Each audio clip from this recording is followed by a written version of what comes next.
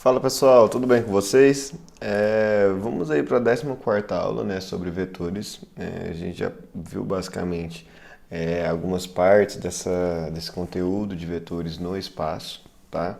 E agora a gente vai só fixar essa ideia para a gente prosseguir com o nosso conteúdo.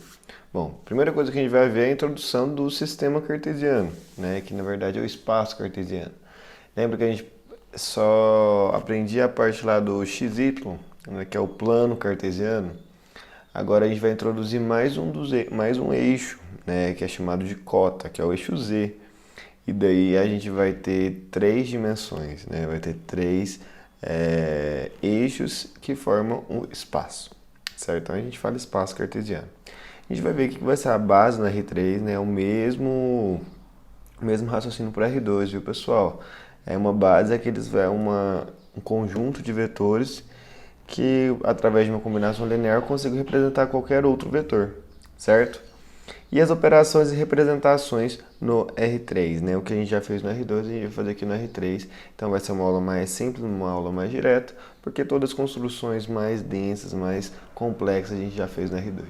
E aqui a gente só vai transmitir para vocês, colocar para vocês essa comparação do R2 com o R3, certo? Bom, pessoal, antes da gente poder iniciar aí essa base no R3, né, falar o que vai ser essa base no R3, vamos fazer a representação que a gente tem desse sistema cartesiano quando a gente quer representar no papel. Né, porque, obviamente, a gente vê no software como GeoGebra, né, que a gente já está acostumado aí a visualizar, é mais fácil, né, a gente poder encontrar os elementos no espaço. Só que tem muitos livros, então tem muitos estudos que a gente que faz, né, no caderno, faz aí numa folha, faz no plano a representação do espaço. E isso é bem comum, viu, pessoal? Então a gente vai fazer o seguinte, ó, o plano XY, ele é como se fosse o chão, tá? Então a gente considera ele como o chão aí. Então eu vou desenhar aqui, ó, que é a origem, tá? E o eixo X é esse eixo aqui, e o eixo Y. Bom, considerem aí, pessoal, como se esse X estivesse saindo aqui do papel, tá? Observe que fiz uma rodadinha aí, né, com que a gente já estava acostumado, né, que a gente é acostumado com XY dessa forma, né. Então eu alterei um pouquinho, né, eu deitei ele não está no plano, o X está saindo do meu papel aqui, né, então considere esse X saindo do papel. E no plano do papel, no plano aqui que eu estou desenhando, vai estar o Y e o Z, tá? E o X está saindo desse papel. Bom, aí se a gente olhar para o lado de cá, né, tem uma parede que forma o XY, né, que é o plano XY vai estar de cá. O plano ZY é o plano do caderno que eu estou desenhando, da folha que eu estou desenhando. E o chão seria o plano XY, certo? Então vocês podem considerar dessa forma na nossa representação. E bom, não vai mudar nada, pessoal, quando eu quiser representar algum ponto desse sistema. Basta eu pegar um ponto aqui, então vou pegar um ponto aqui qualquer, não necessariamente está no plano ZY, tá? Ele pode estar no meio aí de tudo, tá? E para a gente representar esse ponto, a gente vai ter que desenhar um paralelepípedo, né? Porque esse ponto ele vai estar sempre 90 graus em relação ao cada plano aqui que eu vou ter, né? Plano ZY, XZ e XY, certo? Então eu vou abaixar esse ponto aqui no plano XY, ó.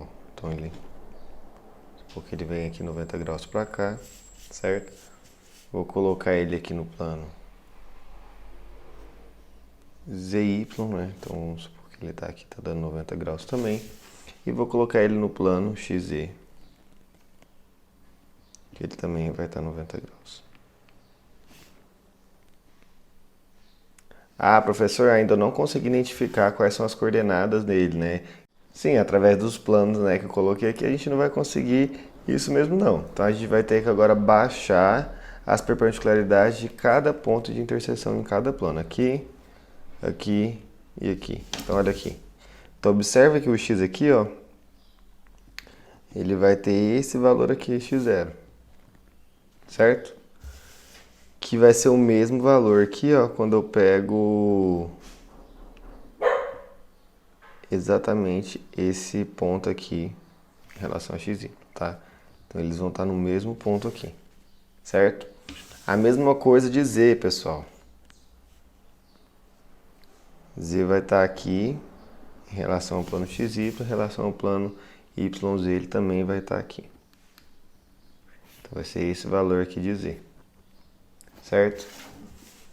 E o de y a mesma coisa, vou baixar aqui de x, de zy e vou baixar aqui de xy. E bom, pessoal, eu vou chamar esse ponto aqui em relação a x de x0, né? Ele pode ser um número qualquer, um número real que esteja na reta do x. Aqui em cima z0 e aqui em y0, tá? Só uma representação de cada número real, tá, pessoal? Então esse aqui é um número real que está no eixo y, esse é um número real que está no eixo z e esse é um número real que está no eixo x. E daí esse ponto aqui que a gente pode chamar de P, né? As coordenadas deles vai ser basicamente x0, então a primeira coordenada sempre é o do x, sempre é o número do x. A segunda é sempre o número do y. E a terceira, que a gente acabou de incluir, é sempre o número de z, certo? Então essa é a representação de um ponto, pessoal, que a gente tem aí no nosso sistema cartesiano, né? No nosso espaço cartesiano, certo? E o que eu estou falando aqui, pessoal, é o seguinte, ó. Dado três vetores não coplanares, u, v e w, a terna u, v, w forma uma base para o R3. Ou seja, dado um vetor x, y, z, temos que existem A1, A2, A3 nos reais, tal que isso daqui vai acontecer, né? Então, o que na verdade eu estou falando? Bom, para eu representar vetor, pessoal, é só fazer o quê? Ligar dois pontos, né? Eu ligo dois pontos, eu já tenho um vetor aí qualquer, ou seja, vou ter exatamente esse vetorzinho aqui, ó. Por exemplo, tá, pessoal? Estou pegando um exemplo aí. Por exemplo, eu tenho esse vetorzinho aqui. Ó, que está indo lá da origem até o meu ponto x0 e y0. Bom, e daí eu estou falando o seguinte, eu consigo representar qualquer vetor que não seja coplanar através dessa forma. Ou seja, eu vou desenhar um paralelepípedo com esses vetores que não sejam coplanares e eu vou conseguir desenhar esse vetor, né? Por que a gente vai ter aqui, ó? Quando eu tenho u e v, né, eu tenho essa sominha aqui, eu lembro lá do meu R2 que eu consigo escrever qualquer vetor no meu plano cartesiano, né, se esse u e v não forem colineares, né? E aqui ele também não vai ser colinear, né? Por quê? Se eles forem colineares, eles vão estar no mesmo plano que W, né? Porque eu vou conseguir escrever num plano. Então eles não podem ser colineares aqui também não. Então olha aqui, ó, eu consigo escrever um vetor, né? Só somando o u e v, né? Vamos supor que ele vai estar no nosso plano xy, certo? E daí eu posso pegar um vetor, sei lá, com eixo no z, né? Esse vetorzinho aqui, que seria o w, né? Representado aqui por w, e faria aqui, ó, a soma desse vetor em verde e esse vetor que está em z. E daria exatamente esse vetorzinho aqui, pessoal, que eu faria a soma dele aqui, ó, tem essa diagonal, certo? Então, estou pegando meio o plano que está cortando esse paralelepípedo ali. E esse vetor aqui seria exatamente a soma desses dois vetores. O vetor do eixo que está em z, que seria o w, e a soma dos vetores que está em x e y, que seria o i e v, certo?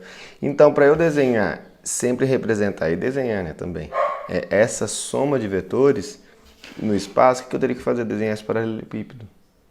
Desenho um paralelepípedo e coloco essa diagonal aqui, ó, sempre representando a soma desses vetores, certo? Aí para representar a subtração, né, é só a gente verificar o sentido de cada um desses vetores, certo?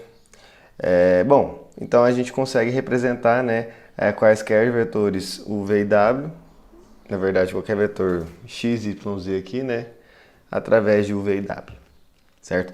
Lembrando que eles não podem ser coplanares, ou seja, eles não podem estar no mesmo plano.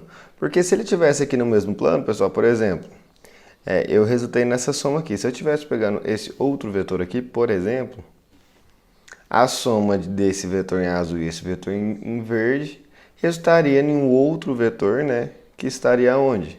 no meu plano XY. Né? Na verdade, resultaria num vetor desse tipo aqui, ó. Né? Então, resultaria nesse vetor. E daí não estaria no meu espaço, estaria só no meu plano. Certo? Eles precisam ser coplanares para na hora que eu somar outro vetor, eu conseguir escrever igual um vetor desse tipo. Certo? Beleza, então vamos ver alguns resultados que a gente vai ter aí desses vetores no espaço. Bom, pessoal, ainda ele coloca um exemplo aqui para a gente poder resolver, né? Seja a base com esse vetor 2, 1, 0, o vetor menos 1, 0 e 1 e o vetor 0, 1, 0. Consigo escrever o vetor menos 3, 4 e 1 como? Então a gente vai escrever esse vetor como combinação linear desses três. Na verdade, eu consigo escrever qualquer outro vetor como combinação linear desses três. Por quê? Eles são coplanares, eles não estão no mesmo plano. E como que eu vejo isso, pessoal? Eu sei que nenhum dessas coordenadas são iguais entre si, né? Então, por exemplo, se eu encontrasse uma coordenada que fosse igual em cada um dos três vetores, aí eles já seriam coplanares, eu poderia afirmar que eles são coplanares, certo? Por exemplo, se ambos estivessem na última coordenada 0. Se ambos estivessem na última coordenada 0, então eu já poderia afirmar que eles estão no plano XY, né? Então estão no mesmo plano. E daí a gente não consegue escrever qualquer vetor nessa base, certo? E também tem outras formas da gente ver se eles vão ser coplanares ou não. A gente vai ver isso daqui mais pra frente, tá? Mas uma forma da gente poder visualizar isso, né? Uma das formas é se os três vetores tivessem, por exemplo, tudo aqui 1, na última coordenada igual a 1. Então eles estariam sempre com y igual a 1, né? Naquele plano onde y é igual a 1, certo? Então beleza, então agora a gente vai escrever isso daí, pessoal, esse vetor, já que esses três não são coplanares, como combinação linear desses três, certo? Então a gente quer fazer o menos 3, o 4 e o 1, sempre igual. Então vai ser esse vetor multiplicado por um número, mais esse vetor multiplicado por outro número, ou pode ser o mesmo, né? Mais esse vetor multiplicado por um outro número.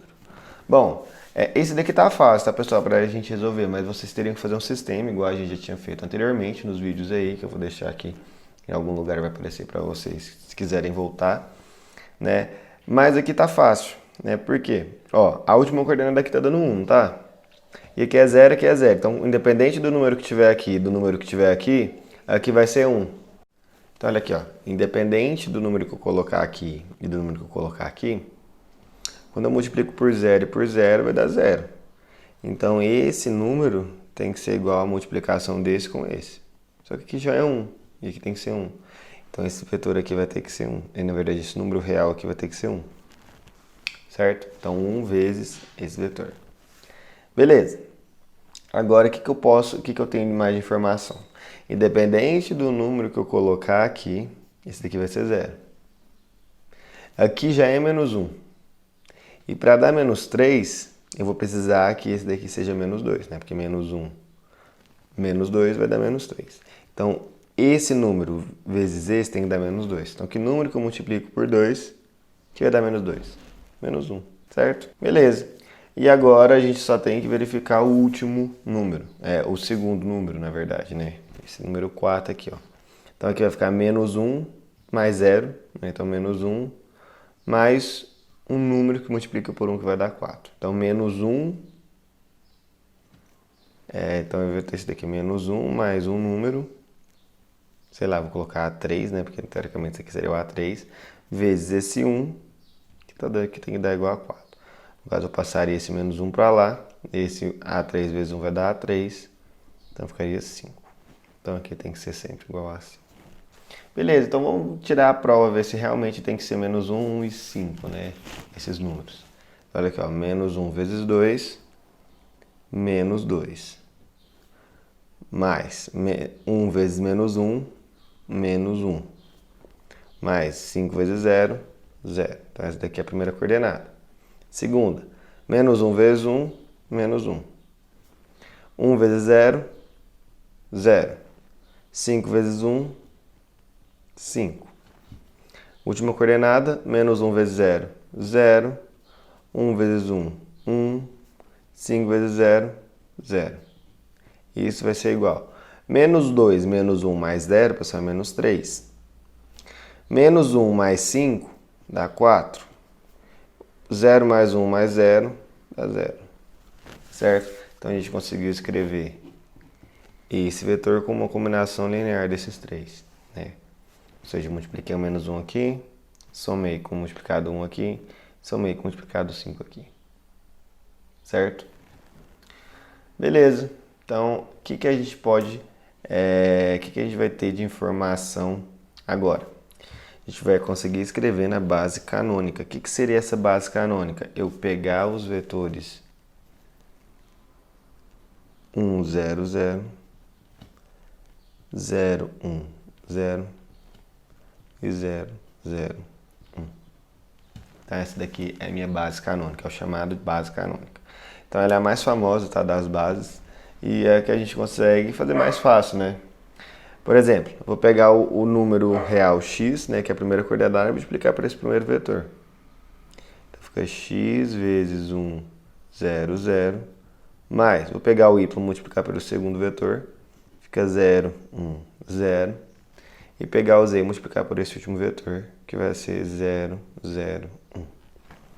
Se a gente fizer a distributiva aqui, em cada um deles somar, vai resultar nesse vetor, obviamente, né? Bem fácil, né? Fica x, 0, 0, 0, y, 0, 0, 0, z, somando x, y, z. Beleza. E daí a gente vai poder reescrever, né, esses vetores como sendo i, j, e esse último agora vai um novo integrante aí, né, dessas direções, que vai ser o k. Então a gente vai ter xi mais yj mais k mais zk, certo?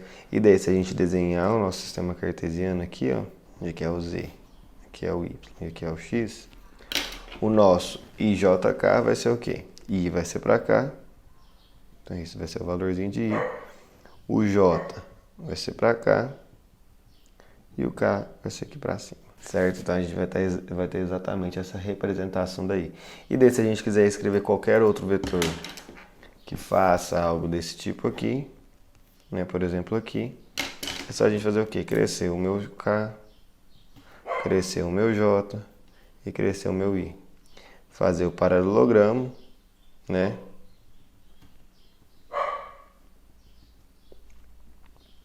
E conseguir desenhar esse vetor através desse paralelogramo. Certo? E é igual que a gente já estava fazendo lá no plano cartesiano. Certo, pessoal? Então, exatamente o que a gente tinha lá, a gente vai ter aqui. Só que agora a gente aumentou uma coordenada a mais. Então, por exemplo, esse sisteminha aqui que a gente vai resolver pode ficar um pouquinho mais complicado, né? Porque vai ter uma equação a mais, que vai ser a equação da última coordenada. Certo? Mas nada é de outro mundo, viu, pessoal? Então, se vocês verem algum exercício aí para a gente determinar um vetor através da combinação linear de outros três, que está formando, que é uma base, né, do nosso R3, é só vocês entrarem em contato comigo, certo? E bom, pessoal, as operações a gente acabou de fazer, né? Eu coloquei ali um exemplo, então aqui vai ser bem simples, né, o que a gente tem. A soma, se eu tenho vetores como x1, y1 e z1, quero somar com x2, y2 e z2, é só a gente fazer o quê? Somar coordenada, coordenada, igual a gente tinha no R2. x1 mais x2, y1 mais y2 e z1 mais z2. Certo? Então, somei coordenada com coordenada. Bom, diferente, né, do que a gente já tinha lá no nosso plano, é que a gente tem que somar as últimas coordenadas, que não tinha lá, né? Mas o raciocínio é o mesmo, tá, pessoal? E a mesma coisa aqui, se eu tenho um escalar, se eu tenho um alfa, que é um número real, tá? E multiplico por x, y, z, o que eu vou estar fazendo? Alfa x, alfa y e alfa z. Estou multiplicando da mesma forma que eu posso fazer o processo inverso. Certo, pessoal? Bom, isso daqui foi basicamente só um resumão, só para a gente falar assim, não introduzimos, né, o espaço no nosso curso. E daí a gente já está introduzindo essa parte para vocês poderem visualizar de forma melhor. certo? E daí a gente vai continuar com o nosso conteúdo agora, sempre visualizando os vetores no espaço.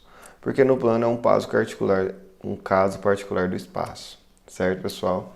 Então fica aguardando vocês aí no próximo vídeo.